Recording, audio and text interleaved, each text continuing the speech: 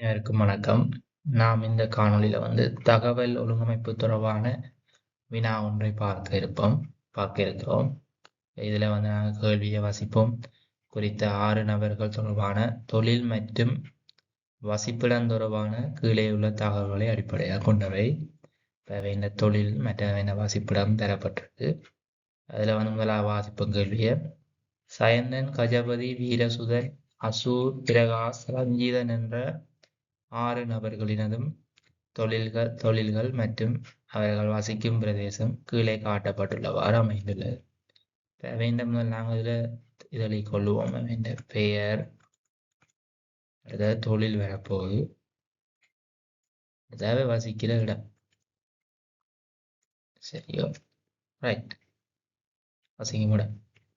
இதுல முதலாவது இந்த 6 பேரிலும் வைத்தியர், சட்டத்தரணி, ஆசிரியர், பொறியியலாளர், கணக்காளர், எழுதுனர் போன்ற ஒவ்வொரு தொழிலில் ஈடுபடும் ஒருவர் படி இருக்கும். அவையான தொழில் இந்த விடயங்களாம்: வைத்தியர், சட்டத்தரணி, ஆசிரியர், பொறியியலாளர், கணக்காளர், எழுதுனர்.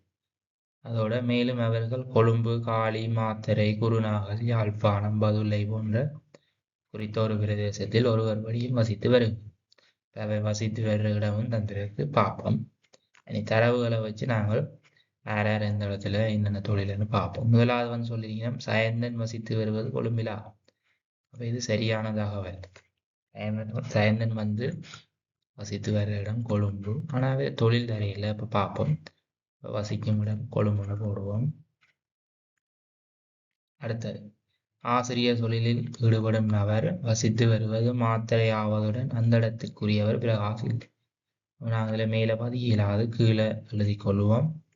ஆசிரியரா இருக்கிறவர் மாத்திரையா இருக்க போறார். அவர் மாத்திரையெல்லாம் வசிக்க போறார். அந்த இடத்துக்கு பிரகாஷ் இல்லையா, உரியவர் பிரகாஷ் இல்லையா, நாங்கள் வட்டி விடுவோம். பிரகாஷ் பெற மாட்டார். இப்ப பிரகாஷ் ஆசிரியராகவும் இருக்க மாட்டார்.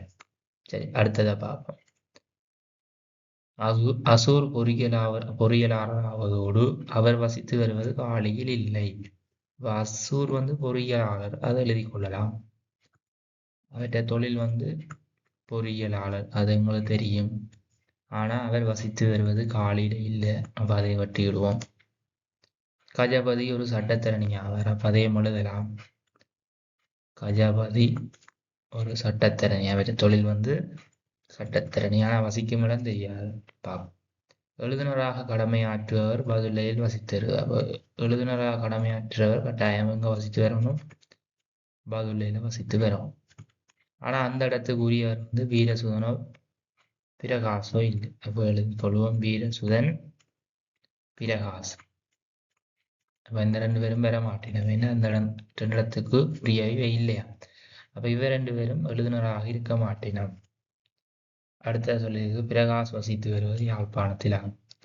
நாங்கள் எழுதி கொள்ளலாம் பிரகாஷ், அவற்ற இடம் யாழ்ப்பாணம் எழுதலாம். மிஞ்சி இருக்கிறது ஒன்று வீரசுதனும், மற்றது ரஞ்சிதன். சரி, நாங்கள் திருப்பி வாசிப்போம். பதில சயந்தன் வசித்து வருவது கொழும்பிலாகும். அது சரி. ஆசிரியர் தொழிலில் ஈடுபடும் அவர் வசித்து வருவது மாத்திரையாவது அந்த இடத்துக்குரியவர் பிரகாஷ் இல்லை. ஆசிரியரா இருக்கிறவர் கட்டாயம் மாத்திரையெல்லாம் வசித்து வரும். அந்த இடத்துக்குரியவர் பிரகாஷ் இல்லை. பார்ப்போம். இப்ப பிரகாஷ் வர மாட்டேன். அப்ப இதுல மிஞ்சி இருக்கிறது வீரசுதனும் ரஞ்சிதன். 2 பேர்ல ஒரு ஆள் தான் என்ன செய்யணும், ஆசிரியராக இருக்கணும். பார்ப்போம். அடுத்தது எழுதுனர் இருக்கவர் கட்டாயம் பதுளையில இருக்கணும். அந்த இடத்துக்குரியவர் வீரசுதன் இல்லைன்னு சொன்னா வீரசுதனும் பெற மாட்டார், பிரகாசம் பெற மாட்டார். அப்ப மிச்சம் எல்லாருக்கும் இடங்களும் தொழிலும் ரஞ்சிதனை தான் வரையில. அப்ப ரஞ்சிதன் தான் என்ன இருக்க போற, எழுதுனரா இருக்க போற. அப்ப எழுதுனரா இருக்க கட்டாயம் பதுளையில இருக்கணும். இனி வீரசுதன் என்ன இருக்க போற, அவர் ஆசிரியா இருக்க போற. ஆசிரியா இருந்தா ஒரு மாத்திரையில இருப்பார். இப்ப இதுல தொழில எங்களுக்கு 2 தொழில் தான் வரையில. ஒன்று வைத்தியர், கணக்காளர். நாங்கள் சயந்தன் வைத்தியர் அல்லது கணக்காளராக தான் இருக்கணும். அந்த தொழிலுக்கு தான் வேற தரவில்லை. அப்ப 2 பேருக்கும் இப்படி போடலாம். பிரகாசம் அப்படிதான் பெறும். வைத்தியர் அல்லது வைத்தியரா இருக்கலாம், இல்லாட்டி கணக்காளராக இருக்கு. இப்போ இடத்துல வந்து அசூர் வந்து காலியில் இருக்க மாட்டேன். இப்போ மிஞ்சி இருக்கிற காளி வந்து எங்கே போக போகுதுன்னா கஜபதிக்கு போக போகுது. இறுதியாக மிச்சமாக இருக்கிறது குருநாகல். இப்போ அசூர் வந்து குருநாகலாக இருப்பார். சரியா? இதுதான் தரவு. நாங்கள் தகவல் ஒழுங்கமைக்க இவ்வாறு வருகின்றது. இனி நாங்கள் கேள்வியை பார்ப்போம். நாங்கள் கேள்வியை வாசிப்போம். இப்போ இதில் வந்து கேட்ட கேள்வி, முதலாவது கேள்வி வந்து வீரசுதன் வசித்து வரும் பிரதேசம். அப்போ வீரசுதன் எங்க வாரார்? இங்கே இருக்கிறார். அவர் வசித்து வரும் பிரதேசம் மாத்தரை. ரஞ்சிதன் வசித்து வரும் பிரதேசம், அவர் வசித்து வரும் பிரதேசம் பதுளை. சாயந்தன் செய்து வரும் தொழில், இப்போ சாயந்தனுக்கு நாங்கள் சொன்னாங்க 2 தொழில் மிஞ்சி இருக்கு. அவர் வைத்தியர் அல்லது கணக்காளராக தான் இருப்போம், முதலாவதோட பொறுத்த மாதிரி. பிரகாஷ் செய்து வரும் தொழில் என்ன? பிரகாஷ் செய்து வரும் தொழில் அதே மாதிரி தான், வைத்தியர் அல்லது கணக்காளர். அப்போ 2வது தான் வரும். அடுத்தது நிச்சயமாக சரியான தொடர்பு ஒன்றாக அமைவது. நிச்சயமாக சரியான தொடர்பு ஒன்றாக அமைவதுன்னு சொல்லியிருக்கு. பார்ப்போம். முதலாவது கொழும்பு சட்டத்தரணி. இப்போ கொழும்புல இருக்கிறால் சட்டத்தரணியும் இல்லை, அது வராது. காளி வைத்தியரம், காளியில் இருக்கிறால் வைத்தியரம் இல்லை, அதுவும் வராது. குருநாகல் பொறியியலாளர், குருநாகல் பொறியியலாளர், அதுதான் பொருத்தமாக இருக்குது.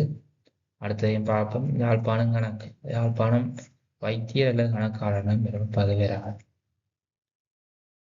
சரி, நன்றி. மீண்டும் இன்னொரு காணொளியில் சந்திப்போம்.